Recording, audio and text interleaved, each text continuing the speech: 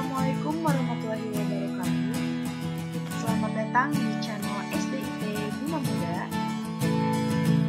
Jangan lupa like and share sebanyak-banyaknya dan subscribe. Selamat menyaksikan. Bismillahirrahmanirrahim. Assalamualaikum warahmatullahi wabarakatuh. Apa kabar anak-anak semua? Mudah-mudahan kalian semua dalam keadaan sehat ya, dan selalu berada dalam lindungan Allah Subhanahu wa taala. Amin. Dan kesempatan kali ini Ibu akan menjelaskan tentang cara berpakaian dalam Islam. Nah, seperti yang kita semua tahu bahwasannya manusia, alam semesta dan kehidupan ini diciptakan oleh Allah. Allah Subhanahu wa taala itu Maha Penyayang, Maha Pengasih. Manusia tidak diciptakan begitu saja di dunia, tapi Allah juga memberikan aturan untuk manusia menjalankan kehidupan ini agar manusia selamat di dunia dan di akhirat. Aturan yang Allah tetapkan itu banyak ya. Salah satunya adalah aturan dalam berpakaian. Di sini Ibu akan menjelaskan aturan umum dalam berpakaian. Artinya ini berlaku untuk laki-laki dan perempuan. Apa saja? Di antaranya yaitu gunakan pakaian yang halal. Artinya halal di sini halal bahannya, halal cara mendapatkannya, dan halal harta untuk mendapatkan pakaian tersebut. Yang kedua, tidak menyerupai lawan jenis. Di sini ada hadis riwayat Bukhari yang mengatakan Rasulullah SAW melaknat laki-laki yang menyerupai perempuan dan perempuan yang menyerupai laki-laki. Dalam hadis lain, Rasulullah mengatakan bahwasannya Rasulullah melaknat laki-laki yang kebenci-bencian dan perempuan yang kelaki-lakian. Dan Nabi juga bersabda, keluarkanlah mereka dari rumah-rumah mereka, dari rumah-rumah kalian. Hadis riwayat Bukhari. Jadi pada intinya laki-laki tidak boleh menyerupai perempuan, artinya laki-laki tidak boleh memakai pakaian perempuan, dan begitu pun sebaliknya, perempuan tidak boleh menyerupai laki-laki dalam hal berpakaian. Kemudian yang ketiga, memulai dari sebelah kanan. Ini diriwayatkan oleh Bukhari. Rasulullah SAW membiasakan diri mendahulukan yang kanan dalam memakai sandal, menyisir, bersuci, dan dalam setiap urusannya. Nah, berarti Rasulullah pun ketika berpakaian selalu mendahulukan yang kanan.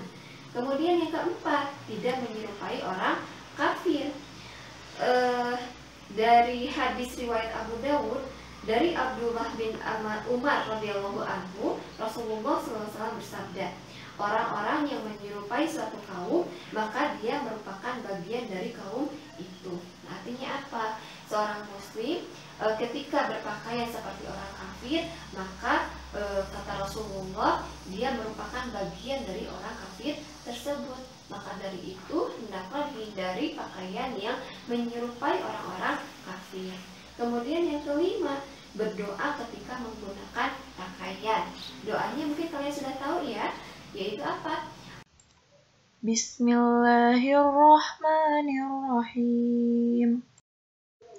Bismillahi Allahumma inni as'aluka min khairihi wa khairi ma huwa lahu wa a'udzu bika min syarrihi wa syarri ma huwa lah.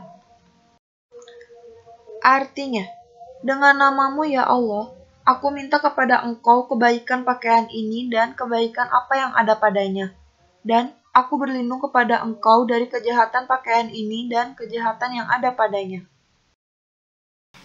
Ini aturan umum mengenai berpakaian. Kemudian Ibu akan menjelaskan tentang aturan khusus untuk perempuan dan laki-laki. Yang pertama, aturan untuk perempuan ya dalam berpakaian. Apa aturannya? Yang pertama, seorang perempuan harus menutup aurat dan memakai himar atau kerudung. Ini terdapat dalam Quran surat An-Nur ayat 31 yang artinya, dan katakanlah kepada para perempuan yang beriman agar mereka menjaga pandangannya dan memelihara kemaluannya, dan janganlah menampakkan perhiasannya auratnya kecuali yang biasa terlihat, dan hendaklah mereka menutupkan kain kain kerudung ke dadanya, dan janganlah menampakkan perhiasannya auratnya, kecuali kepada suami mereka, ayah suami mereka, putra-putra mereka, putra-putra suami mereka, saudara-saudara laki-laki mereka, putra-putra saudara laki-laki mereka, putra-putra saudara perempuan mereka, para perempuan sesama Islam mereka, atau hamba sahaya yang mereka miliki, para pelayan laki-laki tua yang tidak mempunyai keinginan pada perempuan, atau anak-anak yang belum mengerti tentang aurat perempuan.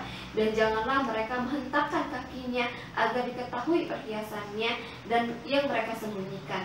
Dan bertobatlah kamu semua kepada Allah, wahai orang-orang yang beriman, agar kamu beruntung.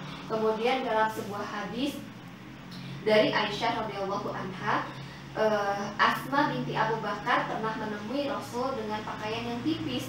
Maka Rasulullah pun berpaling darinya dan bersabda, wahai Asma, sesungguhnya seorang wanita jika sudah haid atau balik tidak boleh terlihat darinya kecuali ini dan ini. Beliau menunjukkan wajah dan telapak tangan sambil menggenggam tangannya, ya. Nah, itu berarti apa? Seorang perempuan itu harus menutup aurat dan memakai khimar. Kemudian juga tidak boleh memakai pakaian yang tipis yang terlihat auratnya. Aturan selanjutnya yaitu memakai jilbab. Ini terdapat dalam surat Al-Ahzab 50 ayat 59, yang artinya, wahai Nabi, katakanlah kepada istri-istrimu, anak-anak perempuanmu, dan istri-istri orang mukmin, hendaklah mereka menutupkan jilbabnya ke seluruh tubuh mereka. Yang demikian itu agar mereka lebih mudah untuk dikenali, sehingga mereka tidak diganggu, dan Allah Maha Pengampun, Maha Penyayang. Kemudian juga ada hadis dari Abu Dawud, dari Ummu Atiyah radhiyallahu anha, ia mengatakan Rasulullah memerintahkan wanita yang dipingit juga wanita haid pada hari Id untuk menyaksikan kebaikan dan seruan kaum muslimin.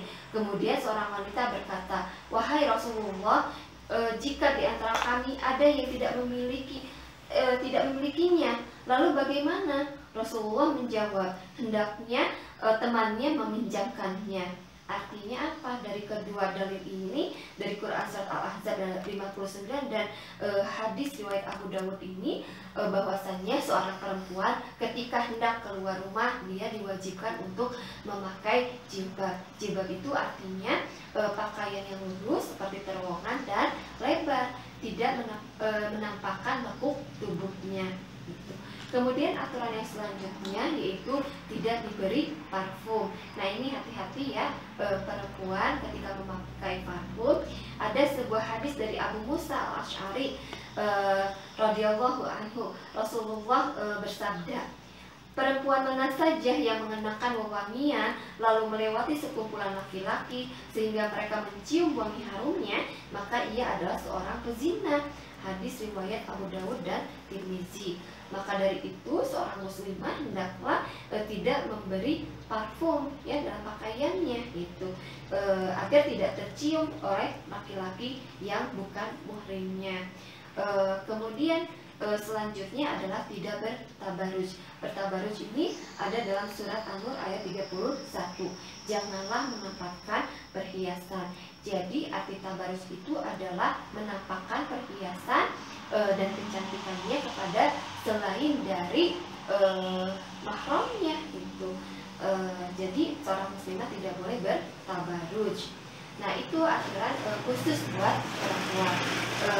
Kemudian aturan yang buat laki-laki itu apa? Yang pertama, menutup aurat. Sama seperti perempuan, laki-laki pun harus menutup aurat, cuma batasannya berbeda.